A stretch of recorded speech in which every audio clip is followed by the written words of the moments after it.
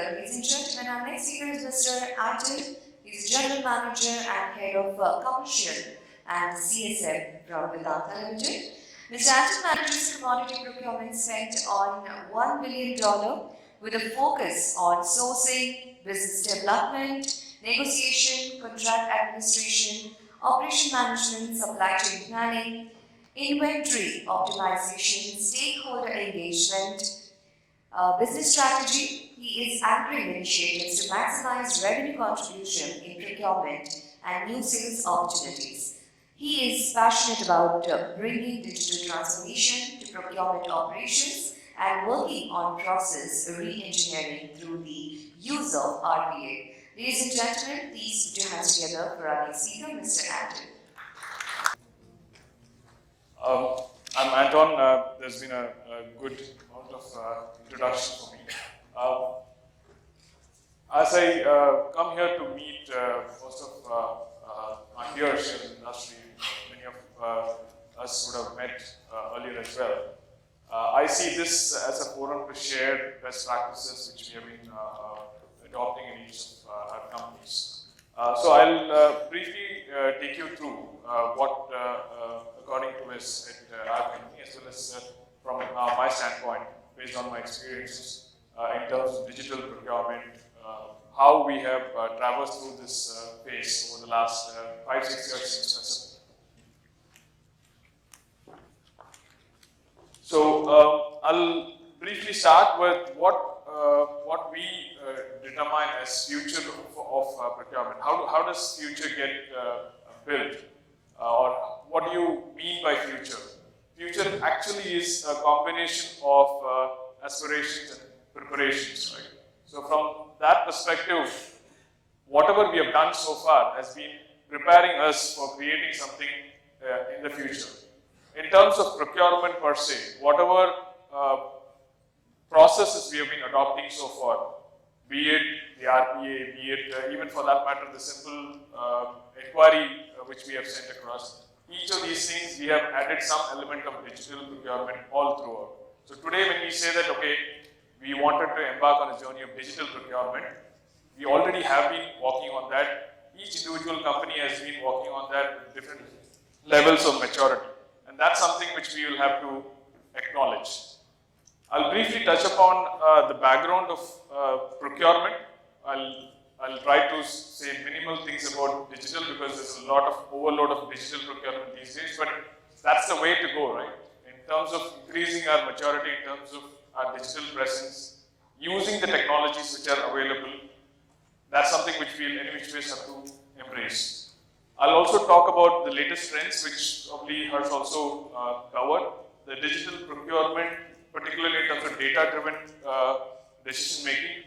What are the technologies which we probably have adopted in our organization?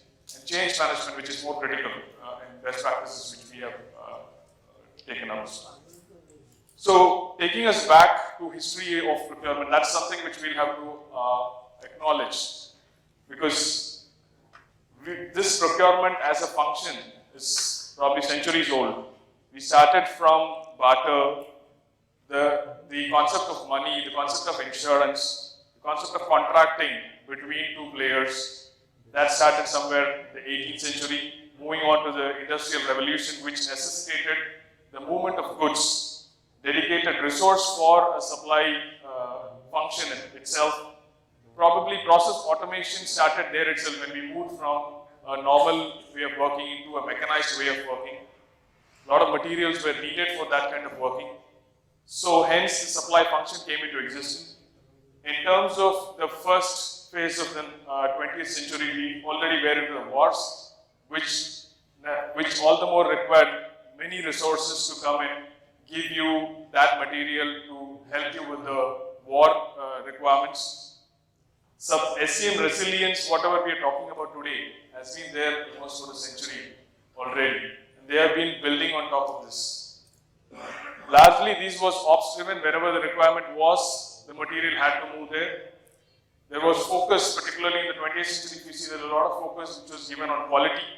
So from availability or timely availability of material, we also added quality. Then towards the later part, we actually got the concept of cost. How do we become more efficient? So these three elements, as any procurement professional, you acknowledge it. Fundamentally, these are the three variables which we play around with. Now, towards the later part of the 20th century and towards 21st century, we are looking at digital as a big area of focus. Now, digital cannot happen all by itself. There are fundamental steps to be adopted so as we fully utilize the benefits which going digital can give you. Starting with the concept of strategic sourcing, which is a fundamental concept.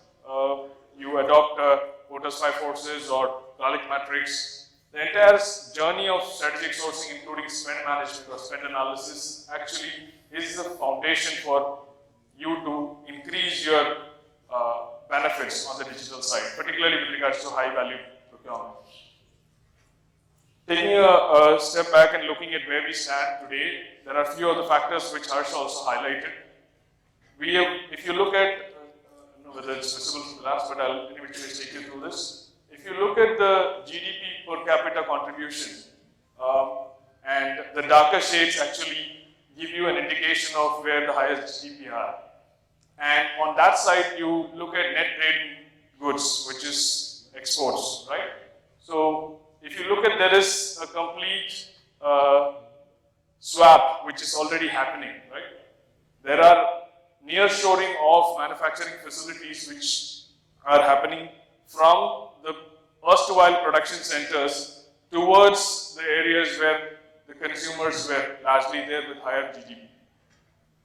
Geopolitical situations which we have spoken about, there are intermittent issues which are affecting trade routes, which are impacting our overall cost. Self-sufficiencies amongst nations. We are talking about semiconductors, we are talking about display. Coming from that area, we have seen a lot of focus from each of the nations. We are literally fighting for getting the best of technology to our own countries. Going to the latest trends, I'll just take a jump of concept from where we are to look at what are the latest trends which are coming on board with regards to the procurement. Where are the best-in-class companies looking at it from a procurement standpoint? One is from purchasing to strategic sourcing or strategic procurement to value sourcing is what the movement has been. By value sourcing, as Harsh also pointed out, there's a lot of consolidation which is happening. The exercise which we took in one of our operations with consolidation of transactions. The transactions, I can give you a number of about 5,112 odd purchase orders have been issued by one particular unit. Now, these numbers could vary depending on the spend, depending on the nature of operations, but for context sake, purely based on consolidation, we were able to bring that down to about 26,632. So roughly from 5,100, the number came down to 2,600. What this helps up in freeing up space for you to work on high value-added procurement. This reduces the time individual buyers spend in terms of negotiation of every item on a very frequent basis. So the simple rule which we started off with, any one item we will not negotiate more than once in a year, depending on the consumption. It's a very simple concept, but that's how we actually brought a lot of consolidation in terms of your low value spend as well. Now when you look at consolidation of low value spend, automatically this becomes a high ticket item in terms of overall value. And hence you work on how you can, what are the smart methods you can optimize this particular spend as well. So this is one aspect. Now, agile operating model, we have been hearing about agile operating model. Agile operating model gives a structure to how we have been operating these many days. In terms of any problem solving, there are various protocols which we have to go through in terms of problem solving in our organizations. The agile model is about cutting down those protocols, still maintaining the governance aspect of each of these transactions which we get into, but at the same time acting and deciding faster. In terms of business, there's a lot of, again, as Harsh also pointed out there, in terms of the CXO focus, the CEO, CFO focus. How does procurement as a function contribute to the business? There's a lot of emphasis on business linkage. Earlier, the linkage was only with regards to the operations. The operation needs these material and services. Yes, the procurement team has to take that and supply to them. Now, there is a lot of discussion around how do we ensure that materials are available at the time and at the cost what we are looking at. So, gross margin contribution is one important aspect which is being looked at. Working capital reduction, which is again going to contribute to your business. So, these are two key aspects. Customer-centric procurement with regards to increased visibility. We are talking about increased visibility. That's something which is getting built through. And customer-centric procurement is something which is an extended addition to adopting the benefits of this visibility which we are getting across. Localized and customized manufacturing, I just mentioned to you about nearshoring of these opportunities. That is one important trend which is happening. We were talking about 3D printing. In small cases, this 3D printing actually has started to contribute to various business requirements. As we see, the increase in this usage is going to only go up over the next few years. Coming to one important aspect about sustainable procurement, ESG has become one of the major points of discussion for many businesses for that matter, not just businesses which have coverage globally, but even Indian business houses have started to look at ESG because they are actually supplying to the global players. And at the same time, ESG as a practice takes away a lot of risks also. With the increased level of variability which is there from be it economic, be it social scenarios, ESG as a practice should be imbibed within the procurement aspects. One of the examples could be you bring in your supply evaluation, the pre-qualification criteria which you have built across. You actually can bring in the ESG elements around that so that you address that gaps at the start itself. And for your existing suppliers, you identify the gaps, work out a model, and get an external resource who have actually worked on this. There are various organizations who specifically support suppliers in their ESG journey. So that is one area of focus which definitely will be there for most of the customers, both globally as well as in India. Category management, that's something which is already been there, as I mentioned to you, in terms of consolidation of spend, improving the value contribution of each and every transaction, reducing the number of transactions. That is something which is coming through, and in fact, the maturity levels is increasing. Data-driven decision making, descriptive to prescriptive, predictive is what is happening. The range is actually the speed is slightly low, but at the same time, we have established POCs for predictive analysis in few of our operations. Automation of SCM transactions, RPA, the AI support, we have spoken about that as well. So these are broadly the trends. I think due to shortage of time, I'll just quickly jump to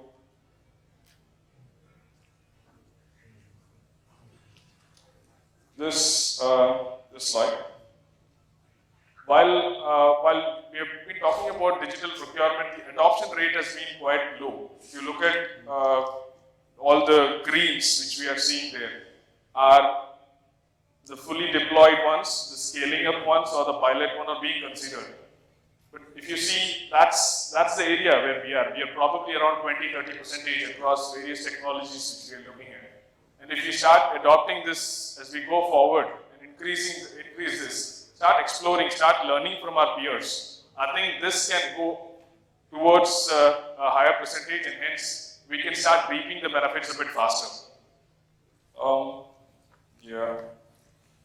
Key takeaways, I'll look at 4 critical things. One is spend analytics, which is becoming predictive. That is something which will be needed. Spend analytics as a concept and as a practice has to happen on a yearly basis, at least. In terms of incident prediction, instead of supplier monitoring, people are moving towards incident prediction and looking at how we can optimize risks. Overall, ESG, I have mentioned that. Contract management, because contract management historically has been a mundane process in terms of processing bills or resolving disputes. But today we are looking at how we can create value from this contract management aspects. There are a lot of digital tools which are available which can facilitate with that aspect of creating savings from contract management. I would suggest that you start exploring that as well if you have not already gone on that path. I'll leave with one small comment in terms of the approach. Start small, take one category, identify which category is a low-hanging fruit, identify that category, go ahead and then do a pilot scale, prove that the methodology which you're adopting can result in savings. Establish that to the business and then go for a complete implementation. That's it. There are a few of these magic quadrants which are available in terms of you to identify the players. It will help you identify which players to choose. We have established connect with and working relationship with 3 of them. I think more or less I will agree with a few of these ratings. So with regards to selection of tools, I believe this is one of the way you can look at selection of tools. Yeah, thank you and happy to take questions.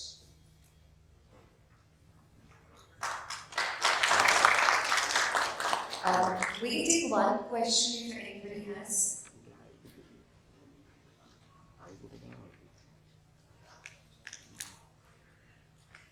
Yeah, my name is Rajesh and thanks for a very good presentation.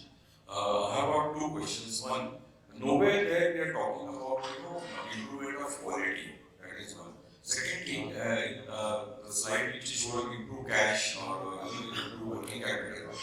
The tendency has been to delay supplier payments.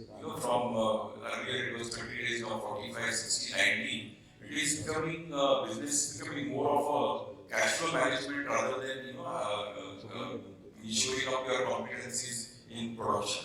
What is your opinion on that? Okay, I'll take the second question first because that's sensitive with regards to payments. So if you see, this actually goes through a cycle. Generally, when you have or when the market sentiments are actually not in your favor, as any business houses or any industry for that matter, when the market sentiments are not good, there obviously is a tendency to conserve cash. Right? Now that starts from, it has to start from any one player in the entire value chain. It eventually starts from one of the players who is on one end of the value chain. Now that is a temporary phenomenon if you actually look at it. The cycle of increased credit period has been on and off. Every time we hit, let's say, guess about 2-3 years. Right? So 2-3 years you get a hit in terms of market sentiments, and then accordingly there is a sensitivity towards conserving cash. Then there is an extended credit period which is being sought after, and that becomes a norm. Right? Now, how does the supplier overcome this in terms of managing cash flows? During that phase, that is something for each and every businesses to work out how that extended credit is going to impact the quality of service or product delivery. And that has to be communicated and work with the customer. Now, if I'm sitting with a supplier and he or she has the ability to give that kind of credit period, then there is no issue. But if there is no ability their side, that has to be established upfront, and that in any which ways will impact the overall service delivery or the product delivery, and that every procurement manager has to understand. Now, whether we act on that, whether we address that in one way or the other, there are various ways in the contracting model we can address that particular cash flow issue. There are milestone-related payments which you can still look at for any service-related delivery. You can look at again, part payments towards certain stage gate inspections for equipment equipment contracts. So there are various ways and means by which you can address that concern, but that concern has to come on the table first, and that has to be communicated to the procurement manager in such a way that he or she also understands that it is going to impact my product or my service delivery. So that's the angle on the answer on the second question. On the first question in terms of quality, see, quality at the moment more or less it is established. If you look at the three quadrants of the procurement manager, if you look at three elements, I'm not talking flashy words here. Fundamentally, it is going down to cost, time, and quality. So we always play around with these three elements. And with quality, that the aspect around sustainability, whatever we are talking about, when you are talking about supplier evaluation, we are talking about incident monitoring. You actually are addressing that issue of quality at the root itself. If you are able to establish that your supplier is having the processes put in place in order to meet your requirement on a sustainable basis. Sustainability is not just about he or she caring for the environment or about maintaining safety standards or about working with the society, which is social stakeholders around his or her operations. It is about they establishing process in such a way that their offering to you is coming to you on a sustainable basis. So from that perspective, quality is already addressed at the start itself. And that's what I was trying to cover here. And any normal transactions, quality is an important aspect anyways. Well, thank you, Mr. All right, Anton, thank for you. this wonderful presentation.